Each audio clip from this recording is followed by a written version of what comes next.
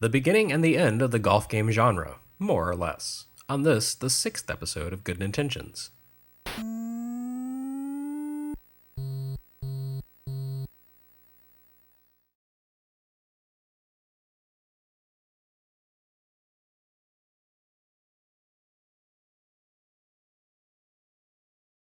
Considering they'd never produced a console game prior to 1983 and had relied on outside contractors for their first few arcade creations, Nintendo managed to crank out some pretty solid games during the Famicom's early days, the best of which ended up arriving in the US for the NES launch. But Golf, which shipped in Japan about 10 months after the Famicom's debut, ranks among the best of them. Sure, Golf looks pretty ugly and simplistic by today's standards, but this was one heck of a creation back in May 1984, by far the deepest and most playable golf game ever created at the time. Probably. I say probably because, well, video games don't exist in a vacuum, and an awful lot of what happened in the medium before, say, 1995 remains veiled in shadow and mystery. 1984 saw a sort of convergent evolution of golf games, as several different developers landed on the same ideas. Nintendo documents its own history in Japan with meticulous care, so we know the exact date on which their golf game launched, May 1st, 1984. However, 1984 also saw two other games that looked and played remarkably like Nintendo's take on the sport. AYAKO Okamoto's Match Play Golf for Sega's SG-1000, and Super Golf for the Epic Super Cassette Vision. Alas, these consoles are not documented nearly as well as the Famicom and NES, even in the Japanese corners of the internet, so we don't have a date on those other golf sims beyond the year. Did they launch early in the year and happen by coincidence, or perhaps through sheer inevitability, to resemble Nintendo's Golf? Or did they show up in the latter months of the year, meaning their designers were able to get a peek at innovations percolating at Nintendo and fold those ideas into their own work? We don't really know, and in the end, it doesn't really matter, except to console warriors who want to be able to act insufferable about their favorite gigantic corporations. Several different developers arrived at similar conclusions about how best to simulate the sport of golf in virtual form at around the same time. Whether by coincidence, collaboration, collusion, or inevitability makes no never mind. In the end, Nintendo's Golf would prove to be the most important and most influential of the three, simply because it saw widest distribution. Neither the Cassette Vision nor SG-1000 platforms ever left Japan, limiting their audience to a small minority of gamers in a small island nation. Golf for Famicom and NES, however, would show up everywhere. Not only did it see release in all regions where Nintendo distributed their first console, it also put in appearances in several other formats. According to Nintendo of America's marketing materials, Golf would be the third US release for the Versus arcade system, debuting in the West in October 1984, a full year before the NES itself first set foot overseas. Golf would be one of several NES games Hudson ported to its X1 personal computer as well, and it turned out to be a much more faithful rendition of its source material than the infamous Super Mario Bros. Special did. As an early release for the most popular console of the 80s, Golf sold quite well and has gone on to take an important place in Nintendo's official lore. It's appeared on Virtual Console, as an e-reader game, as an unlockable in the original version of Animal Crossing, and even with cameos in titles like NES Remix and Captain Rainbow. Its DNA showed up in Wii Sports, too, with half of that game's golf mode consisting of straight conversions of the NES courses.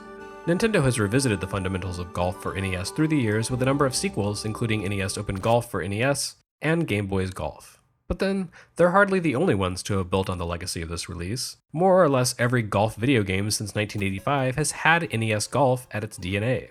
Subsequent golf adaptations would add embellishments, but no one has ever really been able to improve on the fundamental workings that Nintendo crafted for its first ever golf video game. In effect, NES Golf breaks the sport down into 5 variables, resulting in a format that manages to be simple enough to grasp intuitively, but complex enough that every playthrough differs from the last. Golf's 5 key elements consist of the course design, the environment, the player's club selection, the angle of the player's stroke, and the force of the swing. Of these elements, the course design is the only one that remains constant from session to session, as the game offers the same 18 holes every time. They're pretty good holes, too, gradually increasing in complexity as you advance until you're working your way across a series of islands to a hole surrounded by water. All the hazards you'd expect are accounted for: bunkers, water, trees. Everything else changes each time you replay the game. Well, the environment is actually partially fixed. The wind direction is determined randomly as you drive the ball, but once you close in on the cup, the pitch of the green for a given hole remains the same every time. The wind direction and speed have the same basic effect as the putting green pitch, though. They influence how far your ball travels and how far it strays from the direction you hit it. Wind is the more complex of these two, as it can be hard to predict how much impact it will have. Sometimes even a strong shear doesn't seem to affect a drive as much as a less vigorous gust. The slope of the putting green, on the other hand, is much easier to predict and to harness to your benefit. The pitch is denoted by arrows that indicate the downslope of the green, and the ball will very consistently roll along in the direction of the arrows. The third play factor, club selection, is the trickiest, because it places a certain burden of expectation on players. As with Game Boy Golf, which is basically the daguerreotype version of NES Golf, the game expends no effort to explain how clubs work or what anything means. The manual offers a cursory explanation, but that's about it. I'd say this is the one weak link here, and that's not a pun, as it makes golf much less intuitive than other NES sports games. On the other hand, what constituted a confusing learning curve for kids playing video games for the first time also helps give golf real legs. There's enough depth to this rendition of golf that you can play it today and feel like you're sinking your teeth into something meaty and substantial. By contrast, tennis counts as merely functional by 2016 standards, and baseball strains at tolerability. Golf has more lasting power because it was a much deeper and more thoughtful take on its sport. The real mechanical genius of golf came in the final two play variables, direction and stroke power. Most golf simulations to date had included the former, but had never really worked out the latter. At their simplest, for instance on Odyssey 2 and Atari 2600, golf games worked almost like the early Ys games, with your golfer playing the part of Adol Christin in plaid pants, ramming into the ball to get it to move in their preferred direction. An important innovation came to the genre when someone had the idea of detaching the player from the on-screen golfer and presenting the game through more of a simulation view. Still, aiming only amounted to part of the puzzle. Swing power was every bit as important as accuracy. Where club selection determines the angle of the ball's flight, the force of a player's swing determines distance. Only one golf sim prior to 1984's explosion of more advanced games attempted to tread these difficult waters. The Blue Sky Rangers Golf for Intellivision. For a 1980 release, it was shockingly deep, the problem being that it was maybe a little too deep. Golf made full use of Intellivision's numeric keypad with its own in-depth custom overlay, and it offered a remarkable number of options for hitting the ball. You could select from 3 different strokes, long, short, and medium, with the timing of your swing determining whether the ball would hook, slice, or fly straight. It was an admirable attempt at simulating the game, but it was also an awful lot to juggle at once. Nintendo's success was in finding a happy middle ground between the enormous complexity of Intellivision golf and the idiot simplicity of previous console games, compacting all those swing variables into a single meter. Once players teed up, their virtual duffer, who was pretty clearly another Mario cameo, though the bizarre Captain Rainbow recast him as a separate character, would pull back for a swing.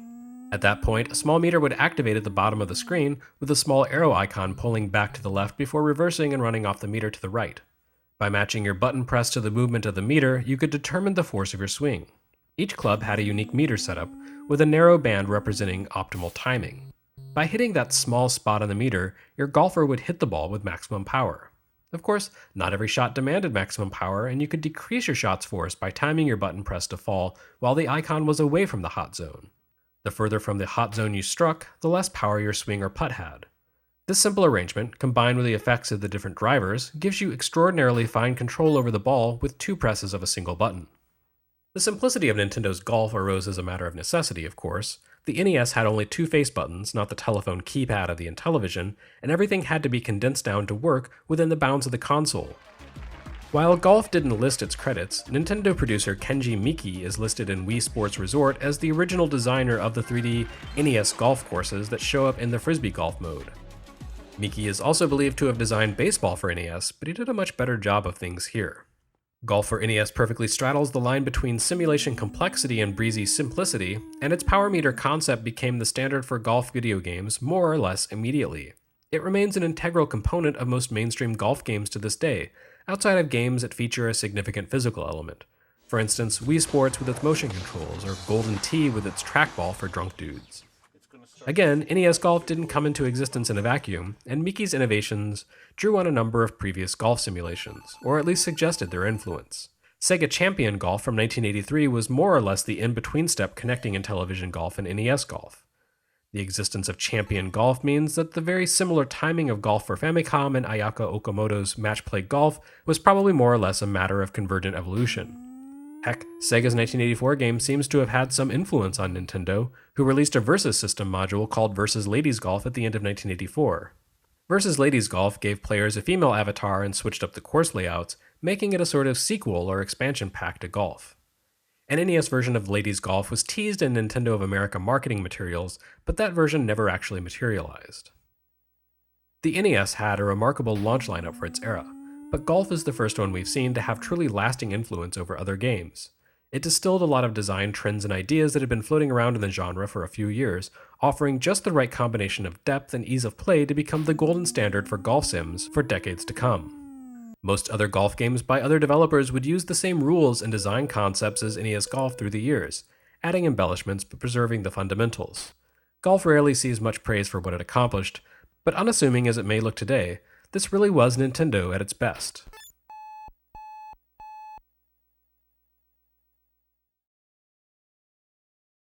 Next time on Good Intentions, the conclusion to the NES's launch day light gun trilogy.